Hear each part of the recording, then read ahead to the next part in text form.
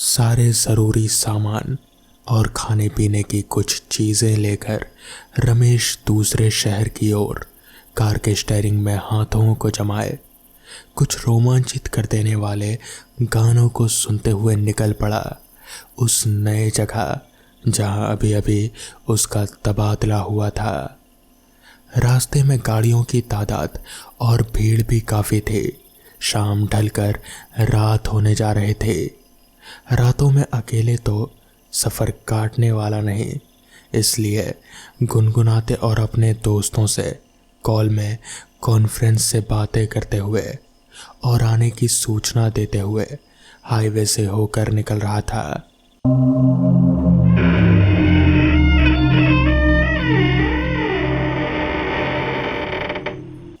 रात भर का सफ़र और वो भी अकेले जाना आसान नहीं होता। रास्तों में बियर कटक चुका, पानी की बोतलें भी खाली हो चुकी थी। प्यास लगी थी जोरों की। हाईवे पार होने का इंतज़ार था। रात भी काफ़ी हो चुकी थी। कॉन्फ्रेंस कॉल में बातें ख़त्म हुई। अब हाईवे के ओवरब्रिज से नीचे आकर बाएं हाथ से होकर जाने वाले रास्ते की ओर मुड़ा। सुनसान झाड़ियों वाले रास्ते पर कार चली जा रहे थे। काले घने अंधेरे को कार की लाइटों से निकलती रोशनी चीरते हुए अपना रास्ता बना रहे थे। अब रात काफ़ी हो चुकी थी। रास्ते पर ना तो कोई घर था और ना ही कोई तालाब। अरे यार, पानी भी ख़त्म हो गया, अब क्या करूं? कहता हुआ बियर के बोतल को छूने लगा, पर वो भी खाली सी महसूस लगी। 2 बजे का समय था और रास्ता भी अकेले काटना मुश्किल। साथ ही मोबाइल्स के सिग्नल ने भी साथ छोड़ दिया। जाना था शहर से 210 किलोमीटर।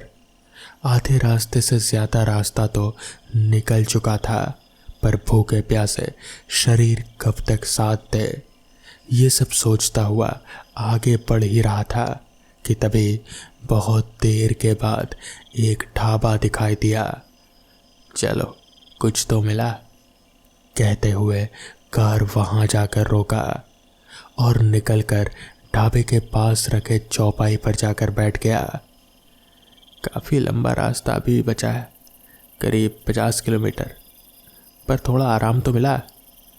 ये बातें सोचते हुए अपने चेहरे को रुमाल से पोंछ ही रहा था कि तभी महसूस हुआ कोई उसके हाथों को छू रहा है। तुरंत चेहरे से रुमाल हटाकर सामने देखता है। एक जवान लड़का करीब 20 साल का उससे पूछ रहा है, क्या चाहिए साहब? देखने में थोड़ा सा सांवला था, पर उसके वेशभूषा बहुत पुराने ज़माने के लग रहे थे, जैसे अब उन कपड़ों का ट्रेंड नहीं रहा हो। जा, एक गिलास पानी, बियर ठंडी की बोतल और साथ में तंदूरी कबाब लाना। सारी बातों को बिल्कुल उपेक्षा करते हुए रमेश ने खाने का आदेश दे दिया। आखिर भूख लगने पर कुछ भी सूझता कहाँ है किसी को। उस लड़के के जाने के बाद रमेश गौर से ढाबे को देखने लगा। अच्छा सुंदर सजा था। चारों तरफ लाइटों के अंदर जैसे आग सी रोशनी जलती दिखाई दे रहे थे।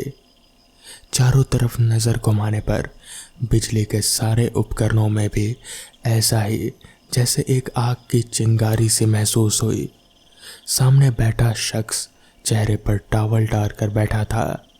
हाथों को चारपाई पर टिकाकर उसके दोनों पैर हिल रहे थे और टॉवल से ढका सर घूम रहा था। धीरे धीरे अजीब ही समय था। रात का अंधेरा, सुनसान रास्ते और झाड़ियों के बीच होकर निकलना कोई मामूली बात तो थी नहीं। अचानक दूर एक आदमी पर नज़र पड़ी जो एक छोटी सी टपली को हाथों में लिए आंखें बंद करके ज़मीन पर बैठा था। ढाबे वाले लड़के ने सारे खाने पीने की व्यवस्था करने के बाद रमेश के सामने रखी और जाने लगा। सुन छोटू, रमेश ने आवाज़ लगाई। हाँ भैया। थोड़ा सा खाना सामने बैठे भिखारी को भी दे दे मेरी तरफ से। कौन सा भिखारी भैया? कहाँ? अरे वो जो सामने डपली बजा रहा है बैठकर, वहाँ तो कोई नहीं है भैया। अरे उधर नीचे देख। बोलते हुए रमेश ने सिर घुमाया और आंखें फटी की फटी रह गए। वहाँ कोई नहीं था, रास्ता खाली था। अच्छा छोड़, कहीं चला गया होगा। और कुछ लाऊं भैया? नहीं, अगर ज़रूरत हुई तो बोलता हूँ। जैसे ही जलपान लेने की तैयारी करके पहला निवाला लेने ही वाला था कि सामने बैठे व्यक्ति के पैर जले हुए और फूटते हुए फोड़े दिखने लगे, जो अब तक बिल्कुल ठीक थे। हाथों में काले लकीर दिख रहे थे और गड्ढे भी। कुछ भी समझ नहीं आ रहा था। भूख, प्यास और अब डर परेशान करने लगा। छोटू, अरे छोटू, रमेश ने आवाज़ लगाई। क्या हुआ भैया? कहते हुए छोटू सामने आकर खड़ा हो गया। उसके सामने आते ही रमेश के हाथ पैर कांपने लगे, क्योंकि उसकी नज़रें छोटू के पैरों पर थी, जो बिल्कुल उल्टे और जले हुए नजर आ रहे थे। तुरंत सब कुछ छोड़कर कार की ओर भागा और तेज रफ्तार से गाड़ी चलाने लगा। आखिर क्या था वो? पता नहीं मैंने गाड़ी कहाँ रोक दी। कौन थे वो लोग? अनगिनत सवाल मन में चल रहे थे। यही सब सोचते हुए वो अपने नए शहर पहुंच गया और चैन की सांस ली। सबसे पहले सुबह सुबह अपने दोस्त सुरेंद्र के घर पहुंचा। वो क्राइम अखबार का रिपोर्टर था। रमेश उसे सारी बातें बताने ही वाला था, पर सुरेंद्र ने उसे आराम से बैठने की सलाह दी। कुछ देर आराम करने के बाद एक अखबार के बंडल के सबसे पहले आर्टिकल पर नज़र पड़ी। उस अखबार को देखकर वो हैरान रह गया और सुरेंद्र से अखबार का वो पन्ना देने की गुजारिश करने लगा। अखबार पढ़ने के बाद रमेश के पैरों तले ज़मीन खिसक गई और वो दोनों हाथों से अखबार को पकड़े हुए बिल्कुल एकटक मुंह खोले अजीब सी मुद्रा में सामने दीवार की तरफ देखने लगा। क्या हुआ? कहाँ खो गए जनाब? सुरेंद्र ने आंखों के सामने हाथ फेरते हुए कहा। नींद टूटी और हाथ में रखे अखबार को दिखाते हुए, कल मैं यहाँ गया था और इन लोगों से मिला भी था। पूरा वाकया सब कुछ उसने सुरेंद्र को बता दिया। अखबार की हेडलाइन में लिखा था, एक कार के अचानक सिलेंडर पर लगी ठोकर से हादसा, ढाबे में भीषण आग, 15 लोगों की मौत। तो दोस्तों, ये थी आज की पहली कहानी। तो चलिए बढ़ते हैं आज की दूसरी कहानी की ओर। क्या आपने कभी एक ऐसे हाईवे से सफ़र किया है जो दिन में तो गाड़ियों से भरा हुआ और रात में सुनसान एक अलग सा खौफ लिए रहता है? लगभग सभी हाईवे तो ऐसे ही होते हैं।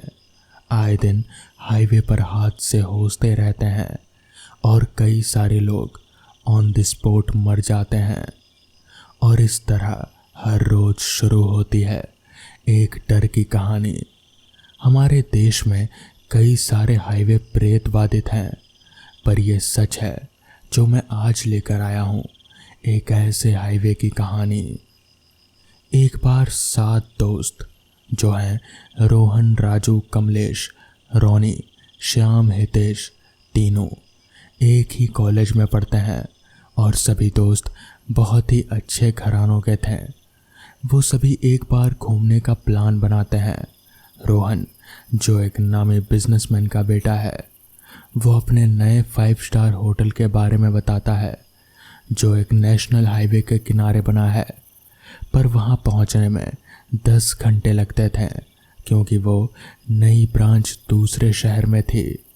तो वो सभी अपने अपने घरों से परमिशन लेकर उन्होंने एक छोटा प्लान बनाया कि हमको कॉलेज के रिसर्च के लिए दूसरे शहर में एक कॉलेज में जाना है, तो उन्हें आराम से परमिशन मिल जाएगी। और सभी ने घर में यही बताया और उन सबको परमिशन मिल गई। परमिशन मिलने के अगली रात 10 बजे उन्होंने निकलने की सोची। रोहन और उसके दोस्त सब गाड़ी में बैठकर आराम से मस्ती करते हुए निकले जा रहे थे और आगे जाकर वो एक ढाबे पर खाना खाते हैं और बियर भी पीते हैं और कुछ रास्ते के लिए भी रख लेते हैं। और वो उस ढाबे वाले से जाकर पूछते हैं तो पता चलता है कि यहाँ से एक शॉर्टकट रास्ता है जो मेन हाईवे के बगल से जाता है और आगे जाकर हाईवे और वो दोनों एक हो जाते हैं। पर ढाबे वाले ने बताया कि वो जगह रात के लिए बहुत ही खतरनाक है और उस रास्ते में कहीं भी रुकना मत। वो सारे दोस्त एक साथ हंसते गाते निकल जाते हैं और ढाबे वाले की बात भूल गए। फिर गाड़ी से उतरकर बियर पीने लगे। वहाँ एक बोर्ड था जिस पर हाईवे तक की दूरी 5 किलोमीटर थी और वो सब फिर गाड़ी में बैठ गए और वो लगातार 1 घंटा चले तो फिर वही बोर्ड दिखा। पहले उन्होंने ध्यान नहीं दिया और फिर वो वहीं आ गए जहाँ से चले थे। अब सब लोग एक ही रास्ते के बीचों बीच फंस चुके थे। उन्हें समझ नहीं आ रहा था कि अब क्या किया जाए। वो गोल गोल घूमकर उसी जगह पर आ जा रहे थे। जब उन्होंने उस जगह के कई चक्कर काटे तो फिर वहीं पहुंच जाते जहां से शुरू होते और एक जगह पर गाड़ी खराब हो गई। रोनी जो कि गाड़ी चला रहा था वो गाड़ी चेक करने के लिए उतरा तो उसने बोनट खोला तो उसे बोनट में कुछ खराबी नहीं दिखी। पर उसने इस जंगल में मजाक करने की सूझी तो वो एक पेड़ के पीछे छिप गया। और तभी हितेश ने देखा कि रोनी तो है ही नहीं। वो डर गया। उसे वो चेतावनी याद आई जो ढाबे वाले ने कही थी कि उस रास्ते पर कभी भी गाड़ी मत रोकना। और वो ज़ोर से चिल्लाने लगा तो उसकी आवाज़ सुनकर सब लोग जाग गए और डर भी गए। सारे दोस्त नीचे उतर गए बस एक को छोड़कर। और तभी अचानक रोनी बाहर निकल आता है और सब लोग खुश हो जाते हैं। पर उनको नहीं पता थी कि उनकी खुशियों को एक शैतानी रूह की नज़र लग चुकी है। अब रोहन ने कहा, गाड़ी तो ख़राब हो गई है, अब चलो पैदल ही आगे बढ़ते हैं। पर उनको क्या पता था कि वो कितनी बड़ी मुसीबत में थे। और सब दोस्त गाड़ी से अपना अपना बैग लेकर आगे बढ़ने लगते हैं। वो लगातार चलते रहें तो रोहन ने कहा, अब मैं देखता हूँ मैप पर, लोकेशन चेक करता हूँ। पर वहाँ सिग्नल तो थे ही नहीं। सब दोस्तों ने अपने अपने मोबाइल चेक करें, किसी के भी फ़ोन में सिग्नल नहीं था। वो थक कर वहीं सड़क के किनारे लेट गए और धीरे धीरे उन सब की आंखें लग गई। तभी सबसे पहले रोनी की नींद टूटी तो उसने देखा कि उसका कोई भी दोस्त वहाँ नहीं है और जंगल से रोनी को आवाज़ आ रही थी। तो वो उस आवाज़ के पीछे गया। उसने देखा कि एक सफ़ेद सा आदमी एक छोटी काली बिल्ली लेकर वहीं पर खड़ा है। वो बिल्ली बार बार रोए जा रही है और वो आदमी भी उसके साथ रो रहा है। और जैसे ही उसने उसे उठाने के लिए हाथ बढ़ाया और रोनी ज़ोर से चिल्लाने लगा।